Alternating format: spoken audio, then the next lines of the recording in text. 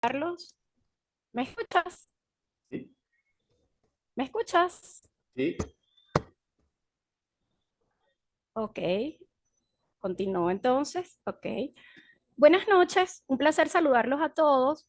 Esta noche estamos aquí para agradecer primero a la Sociedad de Pediatría por la invitación y en segundo lugar vamos a conversar sobre el blastocistis. ¿Qué hay de nuevo en relación a este parásito cosmopolita que aparece en todos los exámenes de heces de la mayoría de nuestros pacientes y realmente no sabemos qué hacer? Esta noche vamos a conversar e investigaremos un poco por qué este parásito actualmente es tan nombrado, ha cobrado importancia y por qué su tratamiento es tan controvertido.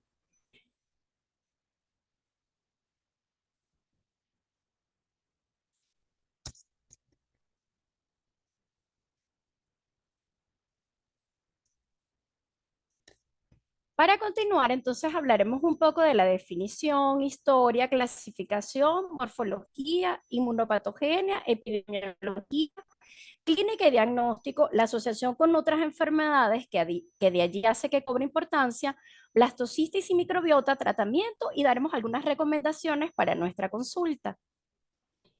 El blastocistitis SPP es un parásito intestinal, como ya lo mencioné anteriormente, cosmopolita, protista unicelular, anaerobio, estos animales, pudiendo ser sintomático o no. Como ya hemos venido refiriendo, el potencial patógeno de este parásito puede ser controvertido. Sin embargo, los estudios actuales han demostrado que es realmente un patógeno que no forma parte de la microbiota intestinal y que debe ser tratado cuando son asociados síntomas de algunas enfermedades a este. Sin embargo, muchos autores dicen que el papel en relación a la microbiota intestinal aún falta mucho por estudiarse. Este parásito no es nuevo, ya desde la época de 1800 fue conocido. Sin embargo, en 1911 es donde se intenta dar una clasificación. Alexeyev en 1911 y su grupo de estudio lo denomina como blastocistis enterocola. Posteriormente, Brun, alumno de Alexeyev, en 1912 lo denomina blastocistis hominis, como se conoció durante mucho tiempo. Sin embargo, lo calificó como una levadura inocua. Este parásito permaneció dormido hasta 1967, donde Sierra y colaboradores todos pasaron a denominarse blastocistis SPP. Entonces, finalmente, se clasificó en un reino, el dominio eucariota, el reino protista, filo Stramenophili, clase Blastocitea, orden Blastocistida y familia Blastostidae. El género Blastocystis y la especie Blastocystis spp. Así debemos nombrarlo como Blastocystis spp, así deben reportarlo en el laboratorio los bionalistas.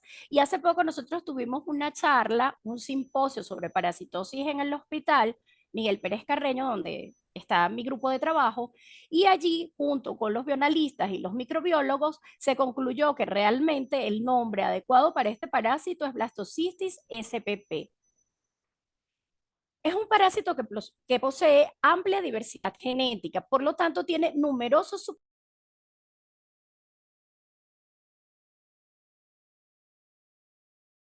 subtipos 1 y el tipo 4 permanecen el 90% de los humanos, son los subtipos capaces de producir enfermedad. El subtipo 3 es el subtipo que produce prevalencia y se ha asociado a la mayoría de las enfermedades crónicas.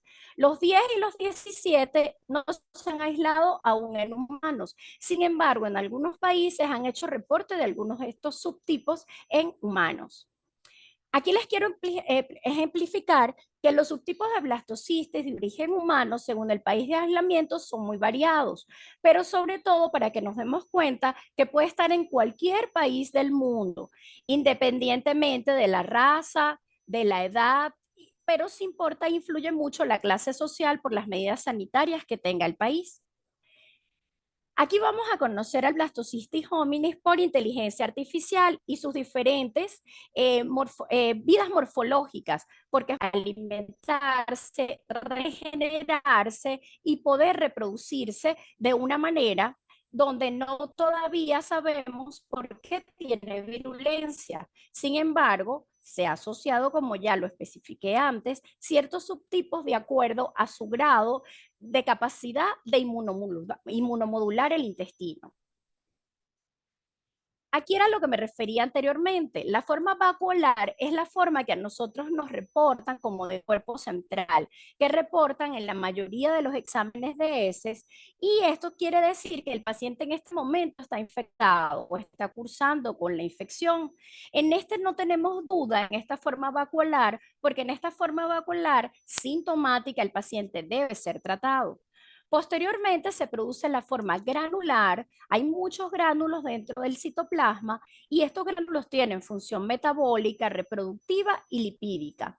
La forma ameboide es la que puede causar virulencia porque tiene como una especie de pseudópodo, sin embargo no llegan a ser reales porque el parásito carece de movimiento. Entonces podemos decir que es una forma de depósito y una forma infectante. Aquí tenemos un poco, aquí tenemos un poco para ejemplificar cómo entra en los alimentos contaminados el parásito al huésped.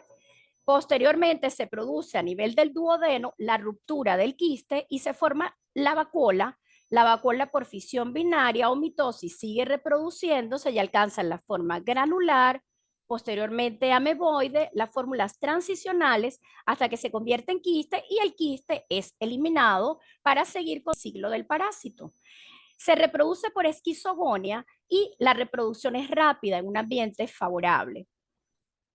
¿Qué condiciona que el parásito pueda vivir y sea cosmopolita y esté en todas partes?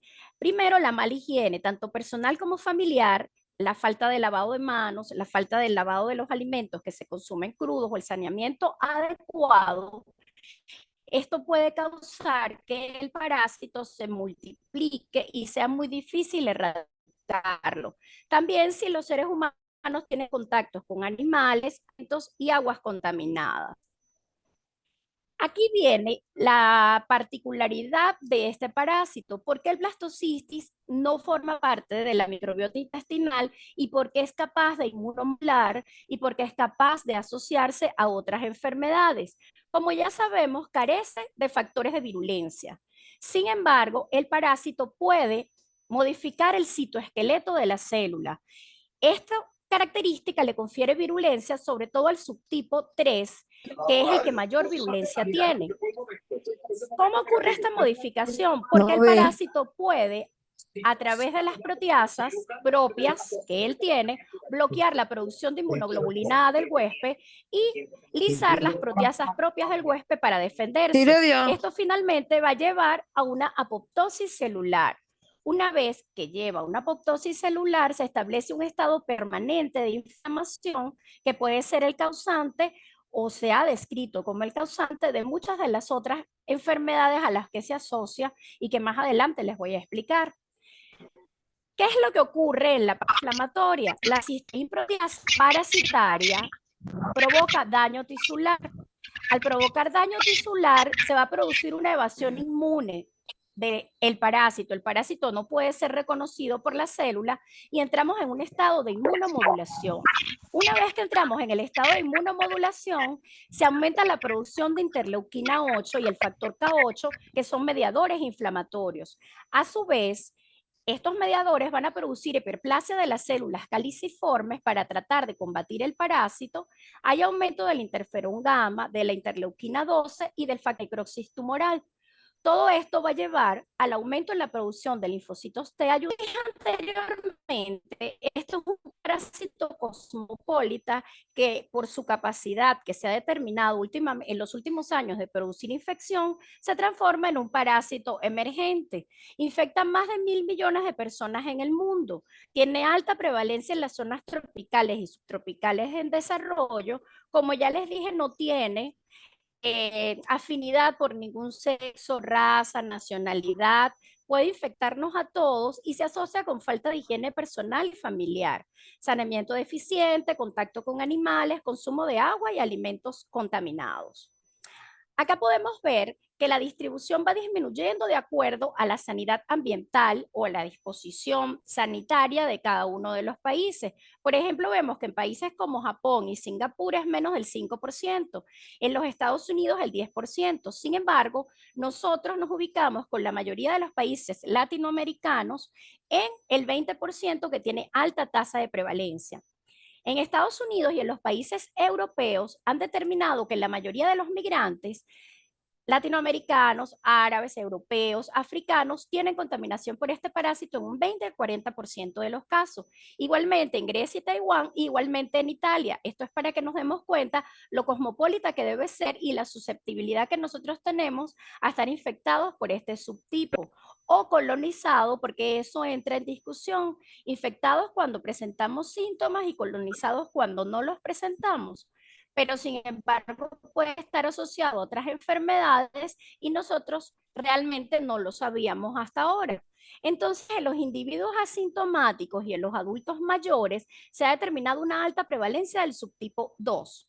Sin embargo, entra en debate si la infección es crónica o prevalente. En individuos sintomáticos, es decir, con diarrea, y en individuos con intestino irritable, los subtipos que infectan o lo hacen más sintomáticos, el subtipo 1 y el 4. Sin embargo, el subtipo 3 se asocia con cronicidad y con algunas de las enfermedades. El cuadro clínico de la infección aguda por Blastocystis hominis ya todos lo conocemos. Puede haber erupción, diarrea, náuseas y dolor abdominal.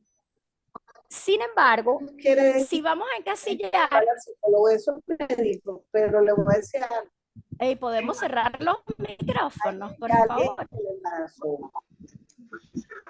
Por ahí, ok.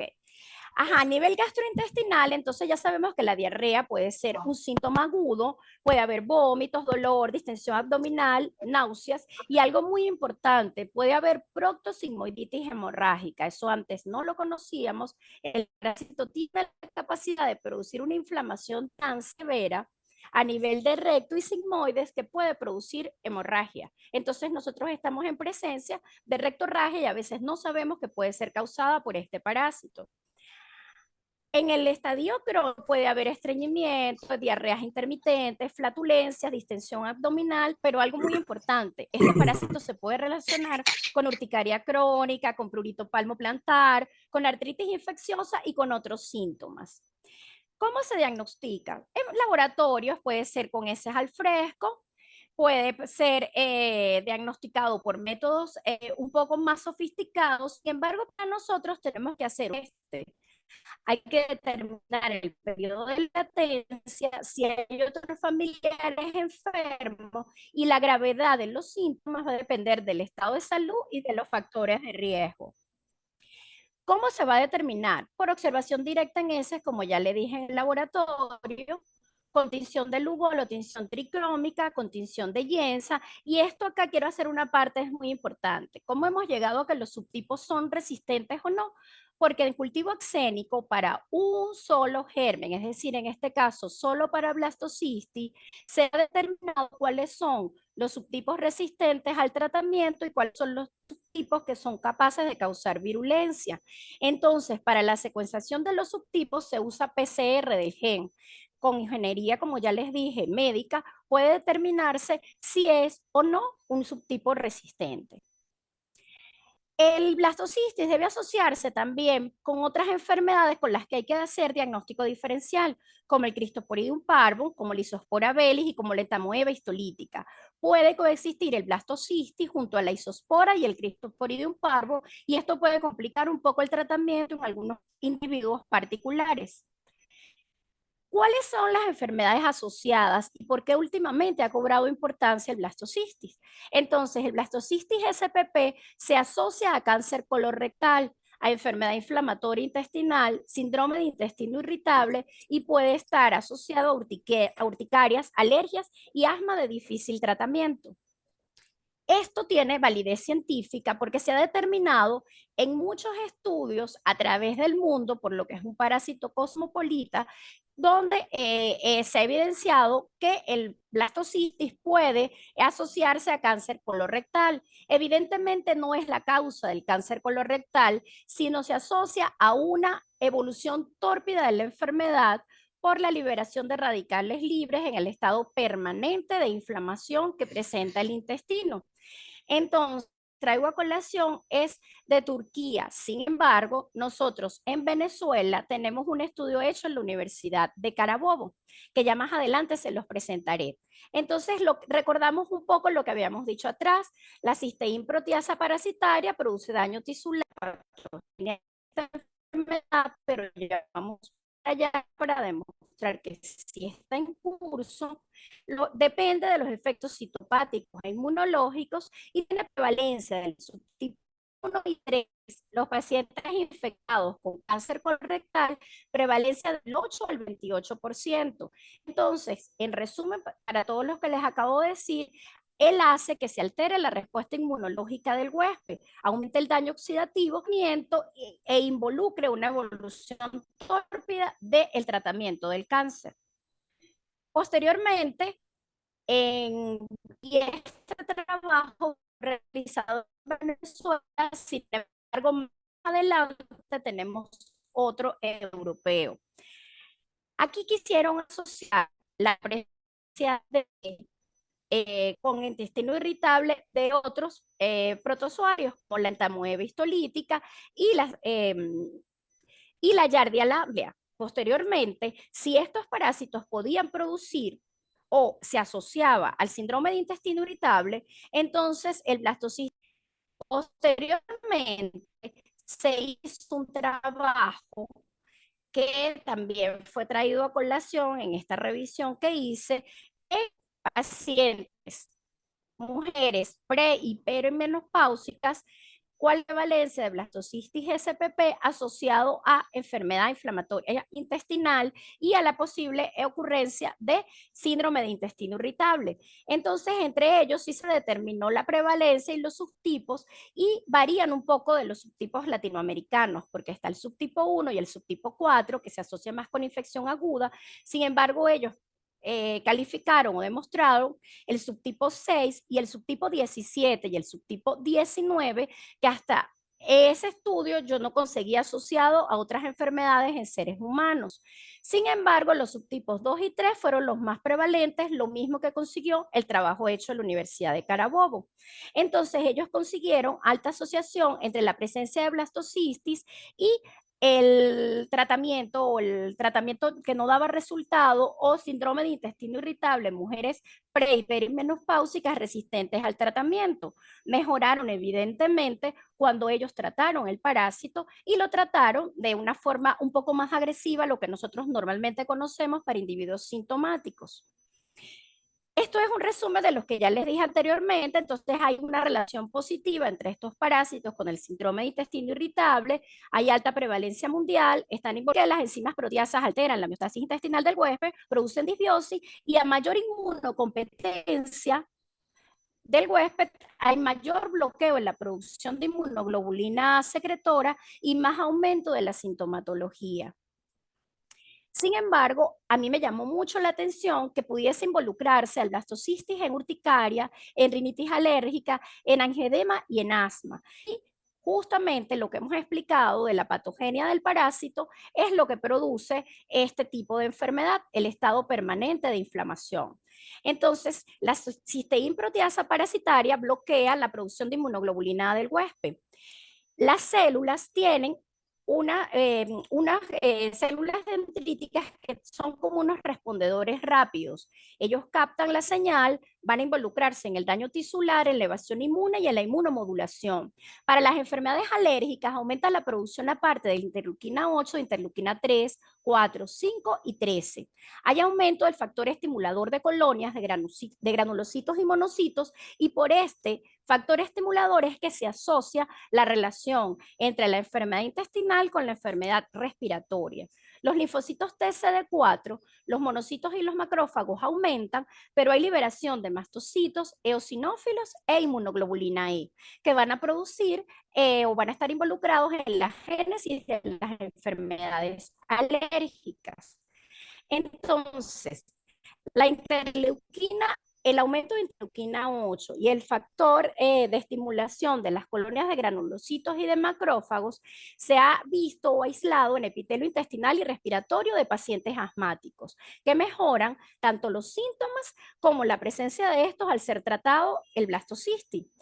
cuando se trabaja factor estimulante de colonias de granulocitos y monocitos, se produce angedema y urticaria, entonces es una alta asociación positiva con lo que queremos demostrar.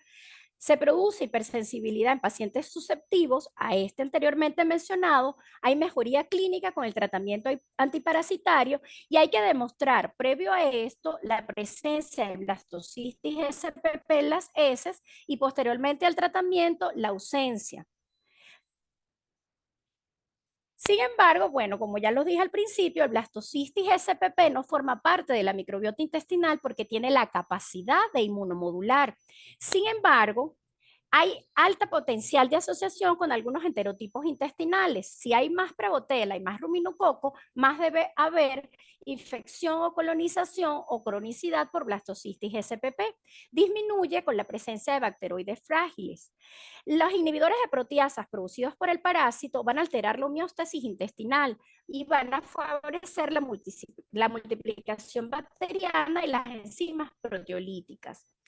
La alteración del microbioma intestinal entonces podría ser un factor condicionante en la presentación clínica de la enfermedad antes mencionada. Sin embargo, ya sabemos que el blastocistitis SPP puede producir disbiosis porque causa alteraciones biológicas en la comunicación neuroinmune de la mucosa intestinal y anomalías en la producción de citoquinas. Entonces, este papel del blastocistitis SPP, la disbiosis, no entra en discusión, ya está altamente demostrado. Ya llegando a este punto, sabemos que debemos tratar el blastocistitis, pero ¿en quién lo debemos tratar? ¿Cómo lo debemos tratar? ¿Y cuándo lo debemos tratar? Entonces, lo ideal es que sea un tratamiento antiparasitario en pacientes sintomáticos monoparasitados para poder demostrar la asociación con las enfermedades antes mencionadas. Entonces, el fármaco debe cumplir los siguientes requisitos. Debe concentrarse en colon y no debe ser degradado por la microbiota. Debe haber una resolución completa de los síntomas y desaparición del parásito en las heces. Sin embargo, aquí en el Instituto de Medicina Tropical nos dicen que con una reducción importante del mismo ya se puede considerar un tratamiento exitoso. Antiguamente, la terapia de primera línea era metronidazol. Valga decir que el metronidazol sigue siendo la terapia de primera línea cuando los individuos están sintomáticos, es decir, cuando tienen diarrea aguda. Posteriormente, el trimetoprim sulfametoxazol puede dar resultado en los pacientes sintomáticos, pero también puede dar resultado en algunos pacientes asintomáticos con cronicidad y con blastocistitis asociada a otro tipo de enfermedad. Igualmente, la nitazoxanida actualmente es como decir un poco el boom para el tratamiento de los subtipos resistentes y la paramomicina. Otras terapias que antes usábamos y todavía son válidas en individuos que están con infección activa, tinidazol, ordinazol, ketoconazol y paramomicina. El problema con la paramomicina es que puede ser resistente y los subtipos resistentes son la mayoría de los subtipos aislados en Latinoamérica. Entonces, por lo tanto, no nos ha resultado el tratamiento con paramomicina. Entonces, cuando determinamos si un fármaco es la concentración que el fármaco logre en el colon, el subtipo de blastocistitis en el que nos estemos enfrentando, aquí les comento lo que les decía anteriormente, y muchos estudios actualmente recomiendan la nitazoxanida como alternativa terapéutica. Entonces aquí no nos debe quedar duda. En individuos sintomáticos, metronidazol, pero si hay algo nuevo, debemos unirlo a un probiótico porque estamos hablando de inmunomodulación, estamos hablando de alteración de la microbiota intestinal y debemos ayudar a reparar el daño que se está realizando. Entonces, las cepas resistentes, los subtipos 3 y subtipo 2, pueden ser tratados con nitazoxanida, pero no esquemas tradicionales y debe ser asociado a Saccharomyces boulardii porque ha sido el probiótico que mejor se ha comportado o el que mejor resultado ha obtenido cuando se aíslan los cultivos miligramos por kilo día o la regla mnemotécnica de 1 a 4 años 100 miligramos y de 5 a 11 años 200 miligramos. Les hablé de poblaciones especiales, por ejemplo, los pacientes inmunosuprimidos y con coinfección con otros parásitos oportunistas como el cristoporidio y la isospora, hay que dar terapia combinada con ceftriaxona, furasolidona y nitazoxanida mínimo 10 días o sería lo ideal. Y cuando este tratamiento falla vía oral, se puede dar tratamiento o la misma triple terapia en infusión colónica y se ha demostrado que es efectivo sobre todo en pacientes con HIV. En el Instituto de Medicina Tropical, aquí en nuestro país, han estudiado ampliamente el blastocisis SPP. Entonces, ellos sugieren estas premisas muy importantes, como lograr la curación clínica y aumentar la parasitológica es uno de los nortes. Sin embargo, la cura parasitológica incluye a toda la población y nosotros estamos hablando pues que somos un país con alta prevalencia. Entonces, lo ideal sería disminuir el número de formas evolutivas por campo, sobre todo los quistes, que es la forma infectante, disminuir el número de residuos tropicales y subtropicales. Es un parásito zoonótico porque se mueve del hombre al animal y del animal al hombre. El papel patogénico aún continúa en debate, tenemos muchas noches, muchas gracias, estamos abiertos a sus preguntas.